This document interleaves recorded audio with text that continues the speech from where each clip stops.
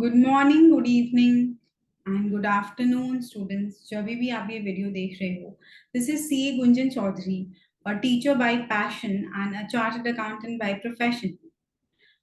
इस वीडियो में हम लोग स्टेक होल्डर्स का जो चैप्टर है वो कंटिन्यू करेंगे from commercial studies class 10 ICSE। And अगर आपको फर्स्ट वीडियो का लिंक चाहिए तो वो आप कमेंट्स में देख लो, मैंने पिन कर दिया है। और नहीं तो आप मेरे यूट्यूब चैनल को सब्सक्राइब कर लो, उसमें आपको जब भी मैं न्यू वीडियो अपलोड करूंगी तो आपको नोटिफिकेशन आएगा। और अगर आपने बेल आइकन प्रेस कर लिया तो फिर बहुत ही अच्छा है, तो आपको तुरंत तुरंत नोटिफिकेशन आ जाएगा। एंड फर्स्ट वीडियो जरूर देखिए, क्योंकि उसमें मैंने यही समझाया है कि स्टेक होल्डर्स का क्या मीनिंग होता है और differences between primary and secondary stakeholders, internal and external stakeholders, shareholders and stakeholders का difference, customers and stakeholders का डिफरेंस। इसमें से एक क्वेश्चन तो आप एक्सपेक्ट कर ही सकते हो एग्जाम में, चाहे वो 1 या 2 मार्क्स के लिए। तो अगर आपको वो 1 या 2 मार्क्स स्कोर करने हैं तो आप फर्स्ट वीडियो जरूर देखिए। और अब बाकी की अगर आपको 5 से 6 मार्क्स स्कोर करने में इंटरेस्ट है तो आप ये वीडियो को देखिए, क्योंकि इस वीडियो में मैं सारे एक्सपेक्टेशंस को कवर करने वाली हूँ।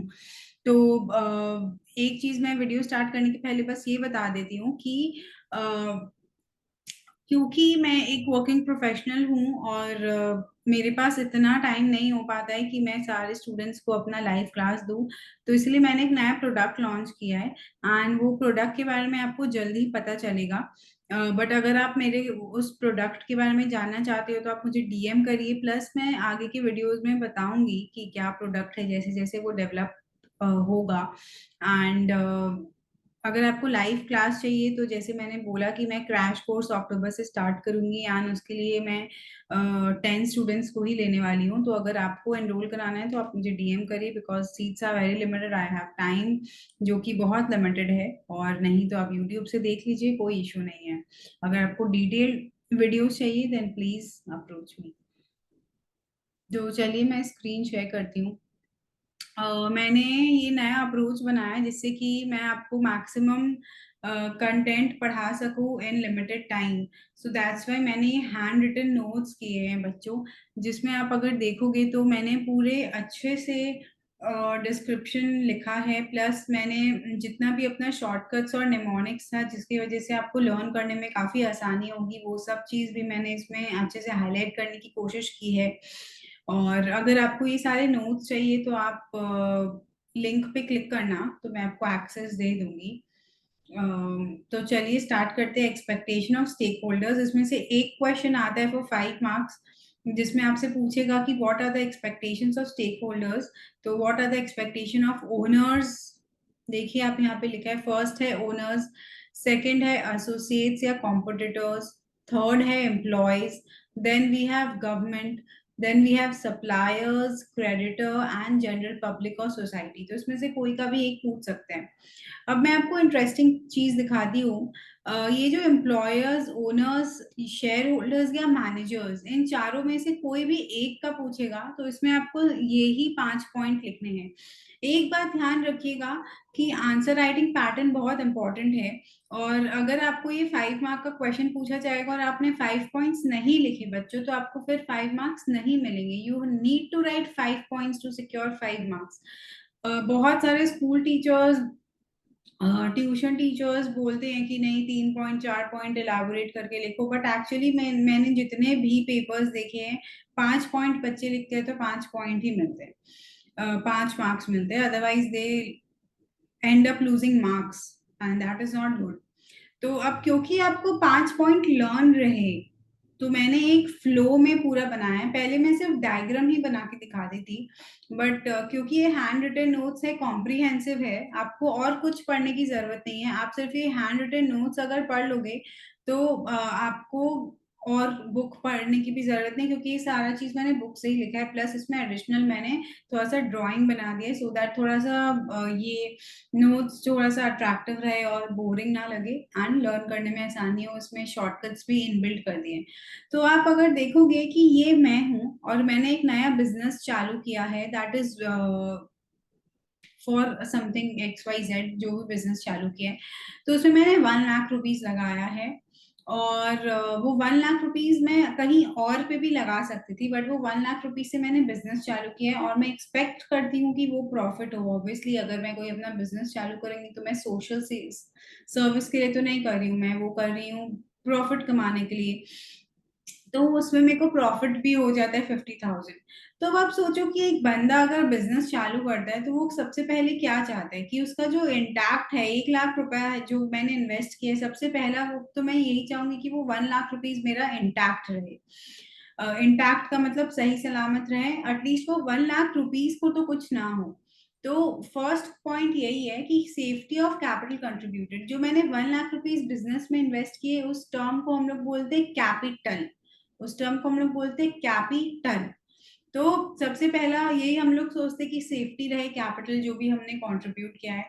सेकेंड पॉइंट है कि वो 1 लाख तो सेफ रहे, प्लस उसके ऊपर हमको रेगुलर रिटर्न मिलते रहे, वो 1 लाख रुपीज बढ़ता रहे। ये थोड़ी चाहोगे कि आज मैंने 1 लाख रुपए का बिजनेस चालू किया है और वो 1 लाख रुपीज ही, अब फिर वो 1 लाख ही रहे, 1 साल बाद भी 1 लाख ही रहे। इससे अच्छा तो मैं बैंक में ही डाल देती, फिक्स डिपॉजिट मिल जाता, मेरे को इंटरेस्ट मिलता थोड़ा पैसा। तो वही मैं बोल रही हूँ कि 1 लाख सेफ्टी ऑफ कैपिटल जो है वो तो हमको चाहिए ही, सेकेंडली हमको फेयर और रेगुलर रिटर्न भी चाहिए। ठीक है। थर्ड पॉइंट है कैपिटल अप्रिसिएशन। अब डेप्रिसिएशन, अप्रिसिएशन, अप्रिसिएशन, अप्रिसिएशन का मतलब क्या होता है? कोई आपकी तारीफ करता है तो उसको अप्रिसिएशन बोलते हैं। तो वैसे कैपिटल की कोई तारीफ नहीं कर रहे हैं बच्चों, यहाँ पे हो रहा है कि कैपिटल बढ़ रहा है हमारा। तो capital appreciation and the value of investment. तो सेकंड और थर्ड पॉइंट जो है वो मोरलेस सेम ही है, बट इसका काफी डीप डाउन मीनिंग है अगर आप इसका डिफरेंस निकालना चाहो तो मेरे को नहीं लगता है कि उस डीप डाउन मीनिंग में हम लोगों को इतना जाना चाहिए। और अगर आपको ऑब्वियसली अगर और डिटेल में जानना है तो आप मेरे को क्वेश्चन पूछ सकते हो कमेंट में। तो फेयर और रेगुलर रिटर्न चाहिए आपको, प्लस आप ये चाहते हो कि आपका जो वो कैपिटल है वो बढ़ता रहे। पॉइंट नंबर 4 और 5 है पार्टिसिपेशन और इंफॉर्मेशन। इंफॉर्मेशन आपको कैसा चाहिए? आज अगर मैं बिजनेस की ओनर हूँ तो मेरे को पूरा हक है कि मेरे को एकदम एक्यूरेट, मतलब एकदम सटीक, एकदम अपडेटेड, एकदम नया से नया, और एकदम ऐसा नहीं कि एक ईद का चांद जिसको बोलते हैं कि महीना में एक बार या साल में एक बार पता चले कि बिजनेस कमा रहा है, कितना कमा रहा है। I want a regular information about the working and the financial health of the company, कि कैसा काम हो रहा है मेरा कंपनी में, कैसा फाइनेंशियल हेल्थ है। फाइनेंशियल हेल्थ का मतलब जैसे हमारा हेल्थ होता है वैसे ही कंपनी का फाइनेंशियल हेल्थ होता है, क्योंकि कंपनी बीमार नहीं पड़ सकती, कंपनी तो फाइनेंशियली ही देखती है कि कैसा चल रहा है। तो इंफॉर्मेशन चाहिए हमको accurate, up to date, regular about the financial health, about the working of the company. Also participation.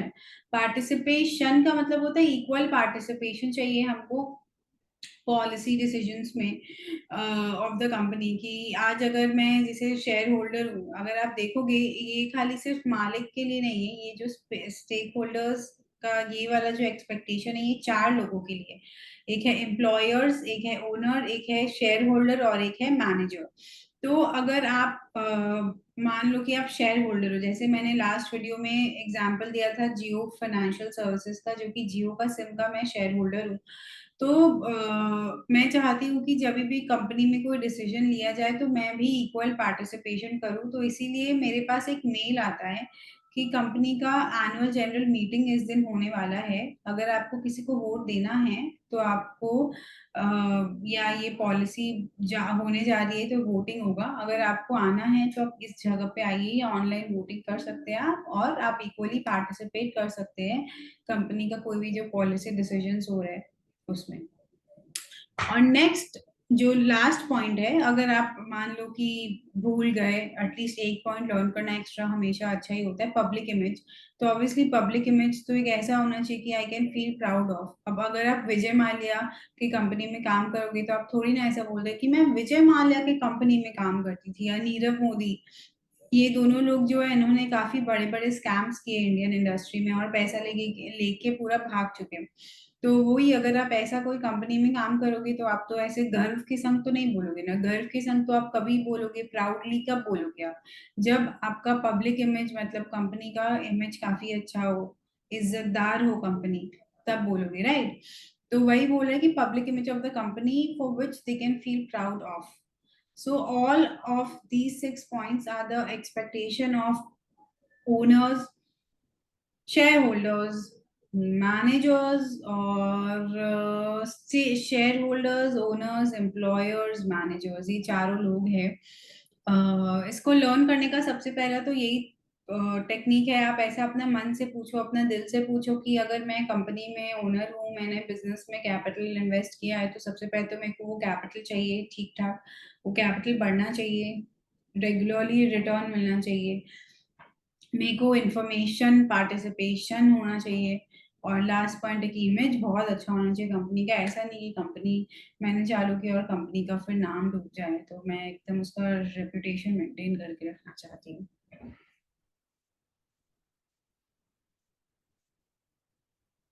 Next है expectation of employees. Expectation of employees जो है ना, ये भी काफी इंटरेस्टिंग टॉपिक है। अ, थोड़ा सा बड़ा है, but it's an interesting expectation to learn for. And इसमें आप ऐसा इमेजिन करो, एकदम आप आईज क्लोज करके आप सोच लो कि आपका क्लास 10th 12th कॉलेज पढ़ाई लिखाई सब कुछ हो गया, जिस भी फील्ड में आप जा रहे हो, और फिर आप एक जॉब लाइन में जा रहे हो। मैं ये नहीं बोल रही हूँ कि आप जॉब ही करना चाहते हो, बहुत सारे बच्चे जो जॉब करना चाहते हैं, बहुत सारे बच्चे जो बिजनेस करना चाहते हैं, बहुत सारे बच्चे जो कुछ और भी सोचते हैं, फ्रीलांसिंग करना चाहते हैं, इन्फ्लुएंसर बनना चाहते हैं। तो मैं ये नहीं बोलना चाहती हूँ कि जॉब करो या जो भी, मैं वो सब चीज़ों के बारे में नहीं बता रही हूँ। मैं बस एक बार सोच रही हूँ कि आप सोचो कि आप जॉब कर रहे हो, तो अगर आप वो चीज़ सोचते हो कि चलो अब मैं जॉब कर रहा हूँ, तो अगर आप एक एम्प्लॉय हो, अगर आप आईज क्लोज करके देखो कि आप एक एम्प्लॉय हो, और उसके बाद आपको अगर नौकरी करना है, तो फिर आप कैसे करोगे, और आपका क्या एक्सपेक्टेशंस होगा। एक तो सैलरी अच्छी चाहिए आपको, दूसरी कि वहाँ का जो एनवायरनमेंट हो वो साफ सुथरा हो, हाइजीनिक हो, कंजीनियल हो। ऐसा नहीं कि गंदगी है, यहाँ पे मक्खी वहाँ पे कॉकरोच। आजकल तो मल्टीनेशनल कंपनीज में ऐसा होता है, पूरा एकदम 5 स्टार होटल जैसा फीलिंग होता है। इनफैक्ट उनके जो वॉशरूम्स होते हैं वो मॉल वगैरह की वॉशरूम से भी बेटर होते हैं, इस लेवल का ऑफिस मेंटेन होता है, एसी चलता है दिन भर, प्लस कॉफी मशीन्स होते हैं, एम्प्लॉयज को जितना बार कॉफी पीना है, टी पीना है, कैंटीन अलग से होते हैं, सब्सिडाइज रेट में खाना मिलता है। प्लस ये सब चीज बेसिक नेसेसिटी है, एटलीस्ट पानी पीना हो, स्वच्छ पानी मिले हम लोगों को ऑफिस में, एटलीस्ट ऐसा नहीं हो कि घर से 4 लीटर बॉटल कैरी करके लेके जा रहे। प्लस अगर आप और सोचो तो ऐसा नहीं होना चाहिए कि एकदम वो दूषित टाइप का माहौल हो, जहाँ पे एक दूसरे से लोग बिचिंग कर रहे या फिर गॉसिप कर रहे, काम कोई नहीं कर रहे, बॉस आ रहे खाली मजाक उड़ा रहे। तो एटलीस्ट हेल्दी वर्किंग एनवायरनमेंट होना चाहिए। प्लस ऐसा कंपनी हो जहाँ पे अगर आप तबीयत खराब हो तो सोचे, अगर मान लो कोई बूढ़ा एम्प्लॉय है, उसका तबीयत खराब है, या फिर कोई एक इंसान है जो चाहता है कि ये कंपनी पे अब जो बची कुची उसकी जिंदगी है, या 10-15 साल वो पूरा अपने आप को डेडिकेट करना चाहे, तो वो आफ्टर जॉब ऑल्सो वो कंपनी पेंशन उसको दे अच्छा खासा। उसके बाद अब जैसे हर महीने मेरे को कुछ हेल्थ के लिए मिलता है, या हेल्थ इंश्योरेंस आजकल बहुत सारी कंपनी करा के देती है, कि अगर मेरे को कुछ हुआ, हॉस्पिटलाइज करना पड़ा, तो मेरा सैलरी से मेरे को नहीं पैसा देना होगा, वो कंपनी पे करेगी। मेरी कंपनी में ऐसा है 20 लाख का कवरेज, तो मेरा 20 लाख तक का बिल मेरी कंपनी भरेगी। तो ये बहुत ही सबसे अच्छी बात है, जो एक सोशल सिक्योरिटी मेजर जो कंपनी एक एम्प्लॉयज के लिए दे सकती है। तो ये सब चीजें मैं आपको एक जनरली बता रही हूँ कि क्या क्या आपको चाहिए अगर आप एक कंपनी में काम कर रहे हो, what will be your expectation as an employee. तो वही है सबसे पहला। और दूसरा चीज है security of job. Security of job तो ये वैसा ही बात है कि अगर आपको बोल दिया जाए कि कल आपको मैं कंपनी से निकाल सकती हूँ जब मन, तो आप अपना मन लगा के काम नहीं करोगे। आप सोचोगे कि ये तो कभी भी निकाल सकते, जैसा भी करो क्या फर्क पड़ता है। तो इसीलिए अगर आपके पास एक सिक्योरिटी ऑफ जॉब होगा कि हाँ, जब तक आप अच्छे से काम करोगे, आप सालों साल यहाँ पे रहो। जैसे गवर्नमेंट एम्प्लॉयज को एकदम सिक्योरिटी ऑफ जॉब रहते हैं इंडिया में, तभी तो उन लोग इतने लेजी टाइप के होते हैं। मतलब मैक्सिमम गवर्नमेंट एम्प्लॉयज, जब हम मैं इनफैक्ट LIC के ऑफिस में या कोई भी गवर्नमेंट एम्प्लॉय के ऑफिस में, गवर्नमेंट ऑफिस में गई हूँ, स्पेशली वेस्ट बंगाल की, मैं गवर्नमेंट एक ऑफिस में गई थी जहाँ पे उन लोग कैमरा वगैरह देखते मेंटेन करते। तो वहाँ के एम्प्लॉयज लोग इतने लेट बैक थे, क्या बोलूं, उनका कोई जरूरत ही नहीं है, उनको कोई सिक्योरिटी ऑफ जॉब मतलब ऐसा ही नहीं है। काम नहीं करेंगे उन लोग, 12 बजे तक आएंगे, उसके बाद 2 बजे लंच पे चले जाएंगे, फिर लंच करेंगे 2 घंटा, फिर 4 बजे फिर चाय पीने का मन करेगा उनका। ऐसे करते करते उन लोग काम 1 डेढ़ घंटा करते हैं खाली, वो भी खाली डिले होते रहता है। इसीलिए गवर्नमेंट का जो एम्प्लॉय जनरली होता है वो इतना डिलेड होता है, ऐसा होता है। तो उनको क्यों? क्योंकि उनको कोई डर नहीं है, क्योंकि एक बार गवर्नमेंट जॉब लग गया तो फिर निकाला नहीं जाता है कोई भी इंसान। इसीलिए अगर देखोगे तो बहुत सारे मूवीज में ऐसा गवर्नमेंट जॉब को एम्फोसिस देते हैं कि हाँ, एक बार गवर्नमेंट जॉब लग गया मतलब कि अब इसको लाइफ लॉन्ग कहीं से निकाला नहीं जाएगा। बट यही प्राइवेट जॉब अगर आप देखो, प्राइवेट जॉब में खटनी बहुत होता है, और लेकिन सिक्योरिटी ऑफ जॉब थोड़ा कम होता है। पता नहीं, अब जैसे मेरे कंपनी में इतने सारे लोगों को निकाल रहे हैं क्योंकि प्रॉफिट कम हुआ है या जो भी XYZ रीजन है। तो सिक्योरिटी ऑफ जॉब बहुत इंपॉर्टेंट है। फिर fair remuneration in form of wages and salaries, ऐसा नहीं कि आपको बहुत कम सैलरी दे, आपको फेयर रेम्यूनरेशन चाहिए। रेम्यूनरेशन का मतलब कि पैसा। तो ये दो चीजें चाहिए। फिर थर्ड एंड फोर्थ अगर आप करोगे क्लब, तो बेसिक ह्यूमन फैसिलिटीज जो मैंने आपको बोला, एक सेफ और कंफर्टेबल वर्किंग एनवायरनमेंट होना चाहिए। और वेलफेयर फैसिलिटीज, जैसे रोटी कपड़ा मकान होता है वैसे ही हाउसिंग है, मेडिकल है, सोशल सिक्योरिटी जैसे पेंशन, ग्रेजुइटी, प्रोविडेंट फंड, ये सब सब हम लोग पढ़ेंगे चैप्टर 13 14 के उस टाइम पे। हेल्थ के लिए पढ़ेंगे हम लोग, हेल्थ इंश्योरेंस वगैरह के बारे में। रिक्रिएशन का मतलब आजकल ऑफिसेज में वो सब होता है, क्या बोलते हैं, हेल्थ चेकअप वगैरह होता है। फिर रिक्रिएशन में मेडिटेशन, एक्सरसाइजेस, जिम बना देते बड़े बड़े ऑफिसेज में। तो वही वेलफेयर फैसिलिटीज होता है कि हाउसिंग फैसिलिटीज दे रहे हैं रेंट के लिए, या फिर HRA बेसिक है कि भाई आप अगर कुछ पैसा आपको रीइंबर्समेंट के, आप अगर कहीं पे रहोगे तो आपका रेंट पे कर देगा। मेडिकल केयर है, सोशल सिक्योरिटी, हेल्थ रिक्रिएशन, ये सब वेलफेयर। तो safe working environment, welfare facilities, plus सिर्फ यही नहीं, आपको अपॉर्चुनिटी भी मिलना चाहिए कि सिर्फ आप खाली इधर में ही काम करते रहो और आप स्टैग्नेंट हो, एकदम रहो ऐसे ही रहो दिन भर पूरा टाइम। आपको कंपनी को अपॉर्चुनिटी आपको मिलना चाहिए, जैसे कि एडुकेशन आपके पास, आपको और पढ़ने का मौका मिले, आपको सेल्फ डेवलपमेंट करने का मौका मिले, प्रमोशन मिलने का स्कोप हो, करियर ग्रोथ हो, ओवरऑल आपका ग्राफ जो है करियर का वो एकदम ऊपर जाते जाए। और अपॉर्चुनिटीज के बारे में अगर आप देखोगे तो मैंने यहाँ पे ऐसे मार्किंग किया अपॉर्चुनिटीज, पॉइंट नंबर 5 और point number 6। Opportunity for education, self development, promotion and career growth, and opportunities to participate in the profits and management of the organisation. कि ये नहीं कि खाली आपको अगर सैलरी मिल रही है, लेकिन अगर कंपनी बहुत बड़ा प्रॉफिट करे तो आपको भी एक्सपेक्टेशन रहता है कि कंपनी उसमें से आपको थोड़ा सा प्रॉफिट दे। और अगर कोई मैनेजमेंट का डिसीजन है तो उसमें भी आपको अगर मौका मिले तब तो फिर सोने पे सुहागा। तो ये सब एक्सपेक्टेशंस है एक एम्प्लॉय की कि क्या क्या हो सकता है। और उसके बाद 7th और 8th पॉइंट है, वो आप नहीं लिखो एग्जाम में, बेटर है, बिकॉज वो बहुत ही छोटे वर्ड्स है उसमें, बहुत ही 4 5 वर्ड्स के ही है। तो जैसे 7th वन है रिड्रेसल ऑफ ग्रीवांसेस कंप्लेंट्स, अगर आप कोई भी कंप्लेंट करो या आपको कोई भी शिकायत है तो वो रिड्रेसल हो, मतलब बहुत जल्दी उसका सोल्यूशन हो, कोई आपकी बात को सुने, उस पर एक्शन तो ले। और 8th पॉइंट है protection of trade union rights. तो ट्रेड यूनियन के बारे में हम लोग चैप्टर 12 में पढ़ेंगे, जो कि पूरा ट्रेड यूनियन के बारे में, वो क्या होता है, कैसा होता है, वो सब है। तो ट्रेड यूनियन जो होता है मतलब जैसे स्टूडेंट यूनियन होता है, तो उस टाइप का यूनियन का प्रोटेक्शन। तो जो लोग काम करते हैं उसका ट्रेड यूनियन का प्रोटेक्शन। तो पॉइंट नंबर 8 तो आप इग्नोर करो। पॉइंट नंबर 7 भी I will recommend to ignore and learn also, not do not write it in exam. Exam purpose के लिए पॉइंट नंबर 1 to 6 में से आप कुछ भी 5 पॉइंट्स लर्न कर लो। Point number 4 and 5 and 6 are very good points for exam, I will say. और लर्निंग करने के लिए आपको, ताकि नोट्स मैंने इस ढंग से बना दिए ताकि आप दो दो पॉइंट क्लब करके कर लो। जैसे सबसे पहला तो हो गया जॉब का सिक्योरिटी होना चाहिए, और पैसा सही मिलना चाहिए, ये तो आपको अपने आप ही आ जाएगा, लर्न नहीं करना है।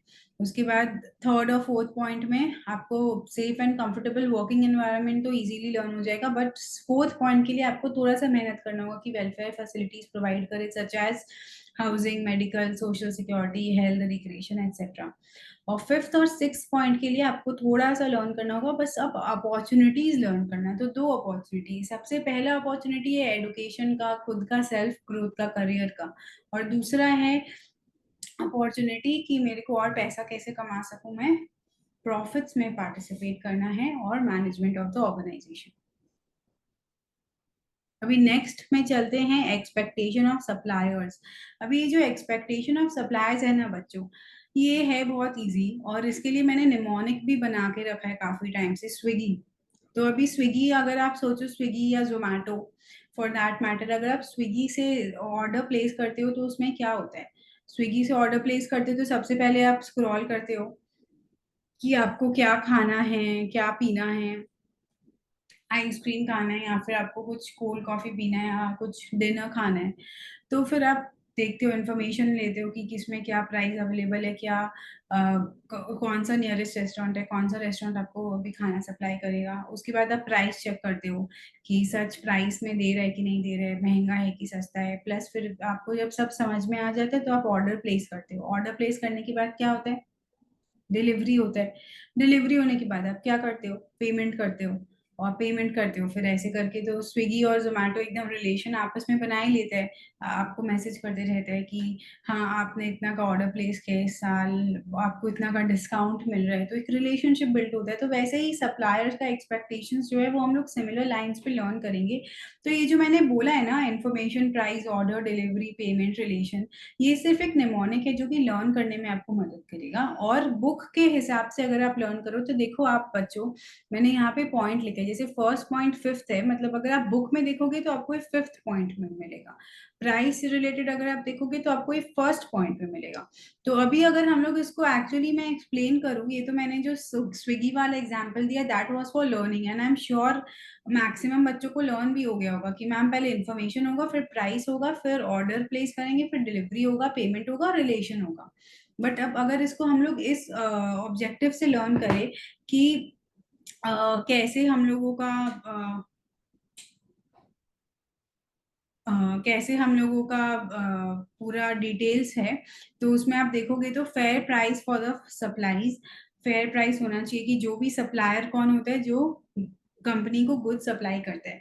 तो अगर कोई भी कंपनी को गुड सप्लाई कर रहा है तो वो फेयर प्राइस दे, ऐसा नहीं कि बहुत सस्ता दे दिया, बहुत सही प्राइस में वो सप्लाई करे। दूसरा कि आज अगर मैं कंपनी को सप्लाई करती हूँ तो मैं चाहूंगी कि वो कंपनी मेरे को रेगुलरली ऑर्डर्स दे, ऐसा नहीं कि once in a blue moon एक बार दे दिया एक साल में ऑर्डर, ऐसा नहीं, रेगुलरली ऑर्डर दे। और अगर थर्ड पॉइंट में जाऊंगी तो बोलेगा कि reasonable terms of delivery and payment, कि अगर मैं डिलीवरी अगर आज मैं दे रही हूँ तो मेरे को पेमेंट भी आज ही मिल जाए या एक महीना के अंदर मिल जाए। और रेगुलरली पेमेंट जो है, और क्रेडिट टर्म्स का मतलब उधारी कितना महीना चलेगा, और relation healthy and cooperative relationship. और फिफ्थ वाला है कि कंपनी का फाइनेंशियल पोजीशन के ऊपर हम लोगों को करेक्ट इन्फॉर्मेशन मिलता रहे। तो ये है हमारा एक्सपेक्टेशन ऑफ सप्लायर्स। ये जो बाकी पोर्शन है ये हम लोग नेक्स्ट वीडियो में कवर करेंगे, क्योंकि ये वीडियो फिर बहुत लंबा हो जा रहा है। तो चलिए बच्चों, आज के लिए बस इतना ही। Signing off, see Gunjan Chaudhary. Thank you.